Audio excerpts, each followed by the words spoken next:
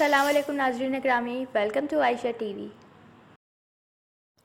इस जदीद तरक्याती दौर में हर दिन आपके इल्म में कुछ ना कुछ इजाफ़ा होता रहता है और ये हमेशा कुछ नया जानने की ख्वाहिश ही इंसान को नई नई तहकीक करने के लिए उभारता है।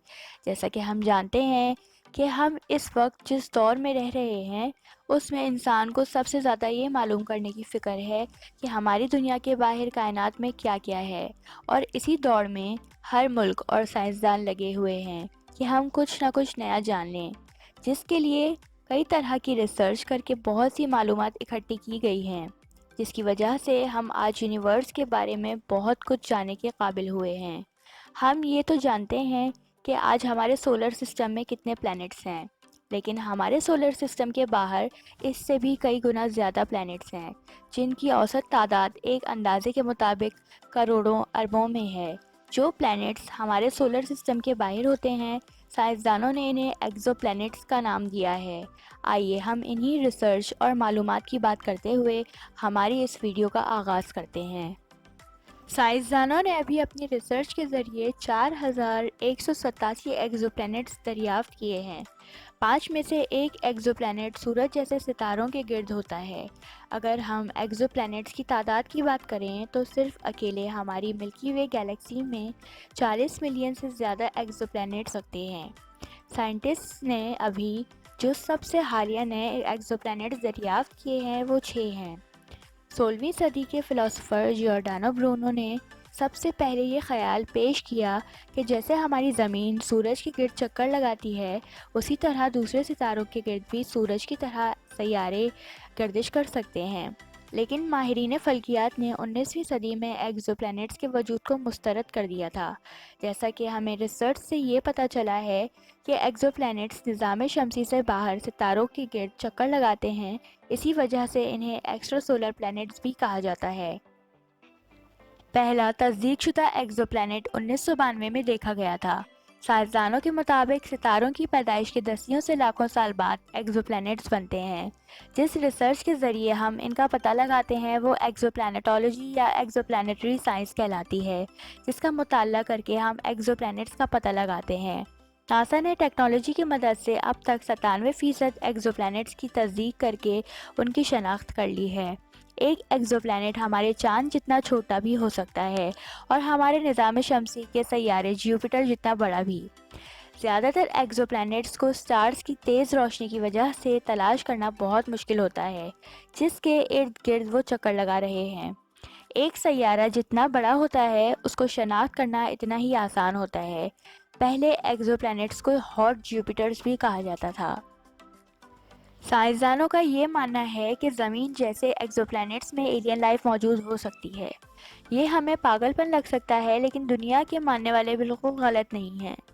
दरे हकीकत कुछ हद तक तस्दीक करने से पता चला है कि एक्सोप्लैनेट्स काबिल रिहाई जोन में मौजूद हैं। इसे गोल्डीलॉक्स जोन भी कहा जाता है। इससे मुराद वो रेंज है जहां एक स्टार से दूसरे स्टार का फासला अब भी ज़िंदगी को सहारा दे सकता है।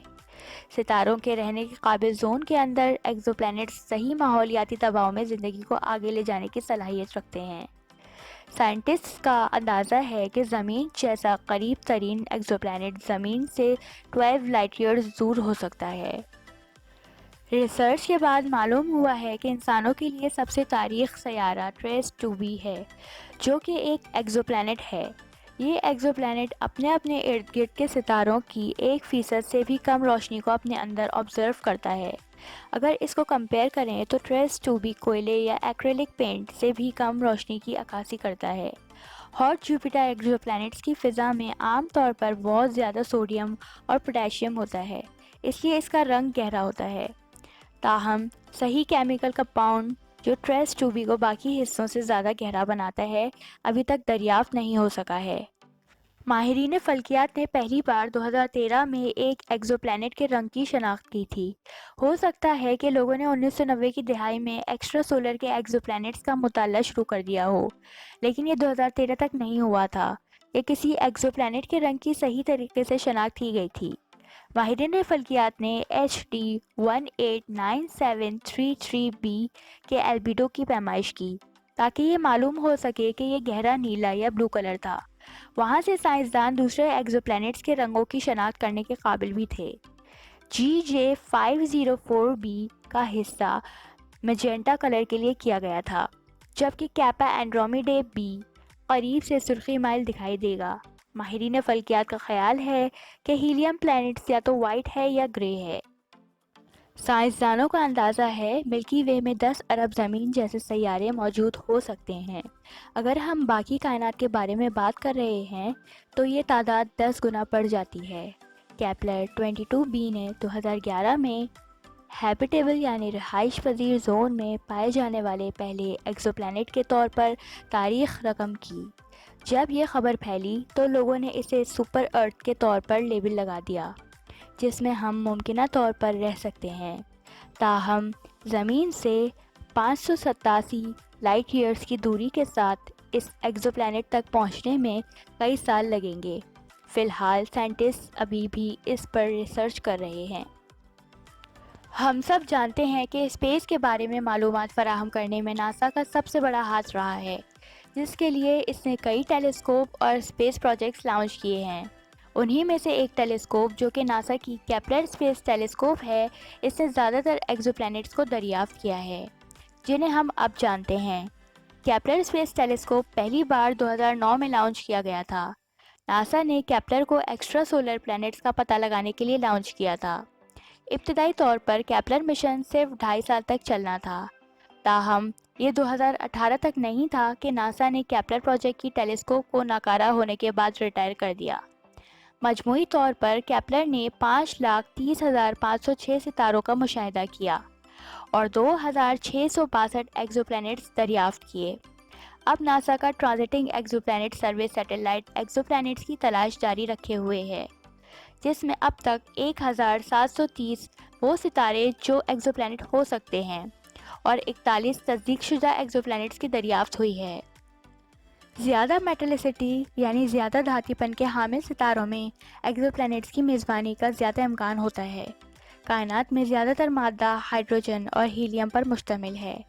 میٹلسٹی ہی ایک اصطلاح ہے جسے ماہرین فلکیات ہائیڈروجن اور ہیلیم کے علاوہ تمام عناصر کو بیان کرنے کے لیے استعمال کرتے ہیں۔